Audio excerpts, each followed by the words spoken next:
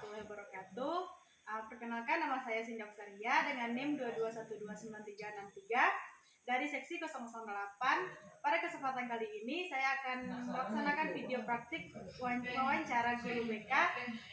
Saat ini saya sudah bersama guru BK kita. Silakan perkenalkan namanya. Perkenalkan, nama saya Roisul Hadi, SPD, guru BK di Madrasah Aliyah Muhammadiyah Kadu, S1 di pakai S1 ya, bimbingan dan konseling di UIN Mahmud Yunus Batu Sangkar. Baik Bapak, kita masuk saja pada pertanyaan yang pertama. Ya. Sudah berapa lama Bapak menjadi guru BK di Mamtalur ini? Menjadi guru BK sudah memasuki tahun ketiga, mulai tahun akhir 2020. Sekarang kan sudah memasuki juga akhir dari 2023. Nanti sudah 3 tahun saya mengabdikan diri di Mamtalur selaku guru BK. Apa alasan Bapak ingin menjadi guru BK? Alasannya sendiri. Alasan pertama yang mendasari tentu karena kedisiplinan ilmu waktu kuliah mengambil jurusan bimbingan dan konseling ini, sehingga ini yang menjadi dasar utama, dan mungkin ini sudah menjadi takdir dari kehidupan kita, bahwasanya inilah jalan yang diberikan oleh Tuhan sehingga hari ini menjadi guru BK. Sebenarnya banyak alasan yang berlatar belakang. Saya rasa 2 alasan itu sudah cukup menjadi landasan. Selanjutnya, di Mamtalur ini ada berapa orang guru BK-nya Bapak? Sekarang kami berdua sama Ibu Ika Mistina SPD, juga alumni di UIN Mahmud Yunus Batu Sangkar. Dahulu namanya YIM Batu Sangkar, waktu saya sama sekarang sudah UIN. Karena guru BK itu kan melihat kebutuhan 150 siswa, itu maksimal itu 1 untuk guru BK. Sementara siswa di Mamtalur itu sudah lebih 150, sehingga kuotanya bisa 2. Di berdua kita di Mamtalur yang yang bertanggung jawab di bimbingan konseling. Menurut Bapak, apakah di suatu sekolah pentingkah adanya diadakan guru BK? Ya, kalau perkataan penting atau tidak pentingnya tentu penting, karena yang mendasari pertama kurikulum mata pelajaran. Kalau dulu kan namanya BP, guru BP, bimbingan penyuluhan kayak gitu. Seiringnya perkembangan kurikulum dari KTSP, sekarang sudah ada kurikulum 2013, sekarang sudah namanya kurikulum Merdeka.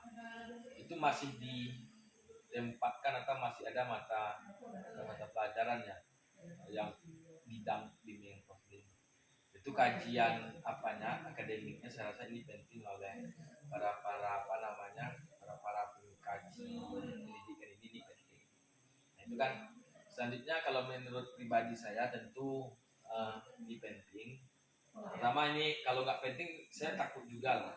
Udah berkuliah selama 5 tahun ternyata nggak penting ini kan. Nah, ini juga sia-sia rasanya. Jadi ditambah mungkin faktor-faktor lain seperti dengan adanya guru BK, saya rasa bisa kita mengkontrol perkembangan atau mengatasi permasalahan anak-anak, dan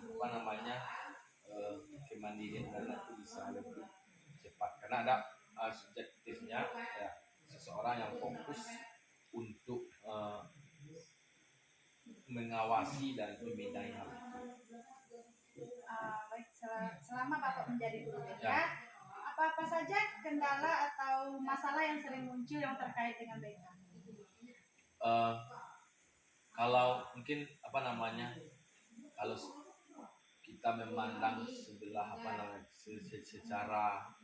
secara kilas mungkin menjadi guru BK itu kan mudah, kata-kata orang kan seperti itu. Karena banyak yang menilai, misalnya siswa ataupun guru mata pelajaran lah misalnya yang lain menilai bahwasanya guru BK itu kan cuma duduk-duduk di ruangan BK kan seperti itu selamanya. Nah, jadi selama mungkin sama mengerti kendala-kendala yang ada tentu apa namanya guru BK ini kan juga butuh seperti instrumen segala macamnya, sehingga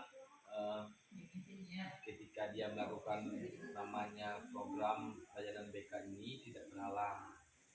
Nah, dia butuh apa namanya hasil misalnya anak ini masuk ada hasil tes psikologinya, sementara kan ini kan sulit di daerah kita ini untuk mendapatkan hal-hal seperti itu. Nah, dan juga terkadang karena pemahaman ini sebenarnya, karena ketika ada masalah misalnya kata guru mata pelajaran langsung apa namanya bermutasi, dipindahkan ke guru BK pada masalah seperti itu. Seakan-akan kurangnya kolaborasi dan kurangnya apa namanya kerjasama antara guru BK dan mata pelajaran. Karena sebenarnya ini kan sebuah integral yang sulit dipisahkan keduanya. Karena metabolisme hukumnya saling apa namanya saling menguntungkan. Terkadang apa namanya konsep manajemen BK itu di SDM di sekolah itu masih belum memahami dan belum apa namanya belum menyadari juga bahwa kalau memang tidak diizinkan oleh klien atau anak tersebut. Nah, kalau misalnya masalah ini tidak diselesaikan karena dalam keilmuan BK dia juga mempunyai ruang lingkup sendiri, maksudnya ada masalah ini yang memang tidak ruang lingkup BK, contohnya misalnya anak ini memang perlu penanganan khusus sehingga memang dialih tangan kasuskan ke psikiater atau ke psikolog misalnya atau nanti ada namanya sebuah alih tangan kasus. Nah, inilah misalnya kalau kita nggak mampu misalnya karena memang ini bukan sudah tidak lingkungan kita, ruang lingkup kita, maka dialihkan. Nah, contohnya misalnya anak ini sudah memang mentalnya sudah drop kali, memang tidak bisa diatasi dengan guru BK. Ada anak yang kesurupan sama ini kan sudah di luar apa kita, ini dari dialihkan kepada orang-orang yang kuat dan keahlian di bidangnya. Masuk mungkin apa namanya ada kunjungan rumah semacamnya ya, kadang masalah anak ini kan banyak di komplek lah, misalnya ada yang masalahnya memang dari internalnya, kadang ada masalah memang dibawa dari rumahnya ke sekolah kan seperti itu. Nah, jadi perlu kita memberikan pemahaman kepada orang tua seperti itulah. Pada Mam Talu ini Bapak, apakah BK ini jam pelajaran di dalam kelas apakah tidak? Sekarang tidak, memang tidak, karena memang alasannya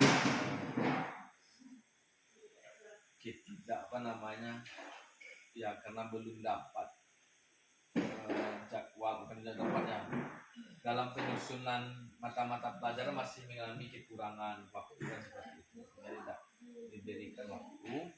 Cuman dengan demikian itu kita apa namanya masih berupaya supaya kita meskipun tidak ada waktu, terkadang ini juga lah malang-malangnya jadi guru BK ini ada juga, misalnya dia cuman mendapatkan waktu sisa-sisa kan misalnya ada guru mata pelajaran yang enggak berhalangan hadir, jadi kita masuk pilihan begitu. Atau ada misalnya guru ini memang pengen diganti sama macamnya, kita yang masuk. Jadi ya seperti itu. Cuman meskipun demikian kita ada optimis.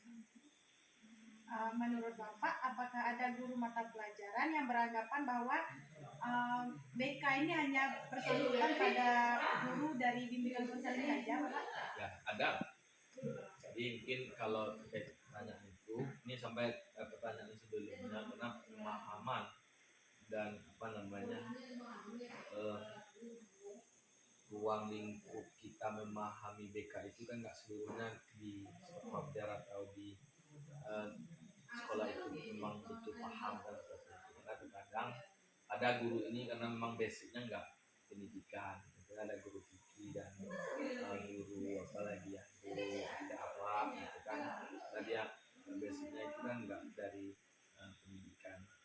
Ada yang jurusannya dulu syariah dan jurusannya yang nggak pernah dia pelajari dan memahami tentang BK di sekolah ini. Nah, jadi itu menjadi faktor penyebab sebenarnya sehingga BK ini nggak apa namanya nggak paham dia bahwasannya seakan-akan ada gap pemisah ini antara guru mata pelajaran dengan BK. Mungkin itu. Lanjut saja kepada pertanyaan yang terakhir, Bapak. Apakah hambatan apa sajakah yang pernah Bapak alami selama pelaksanaan bimbingan konseling ini? Hambatan sama mungkin hubungan logistik ya. Intinya ketika kita ingin apa namanya melakukan bimbingan klasikal tentunya atau memberikan layanan informasi terhadap anak-anak tentunya. Kadang kan kita terhalang di beberapa peralatan atau yang lainnya yang memang terkadang ini penting dan perlu juga kita peragakan kepada siswa tersebut. Juga waktu yang disampaikan karena tidak ada waktu khusus dikasih oleh kepala sekolah melalui wakakur mungkin di sekolah, sehingga kadang kita kan cuma mengambil waktu-waktu guru yang tidak hadir. Nah psikisnya, psikologinya anak-anak itu pasti berbeda karena dia di kepalanya kan mengharap dia libur atau istilahnya jam kosong ini malah kita isi, jadi nggak apa lagi agak bentok di hatinya, dia ingin gimana lah nanti. Mungkin sama dengan Ananda mungkin di sekolah lah diisi waktu apanya kan, waktu kosongnya jadi orang lain dulu kan nggak senang. Saya juga merasakan seperti itu dulu kan.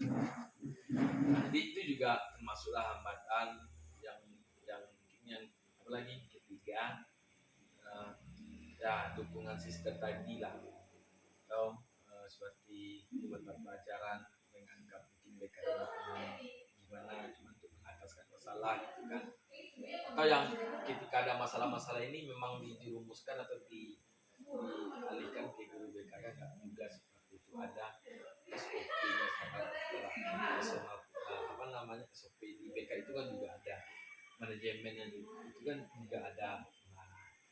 Nah sebenarnya tugas kita bersama-sama sebenarnya.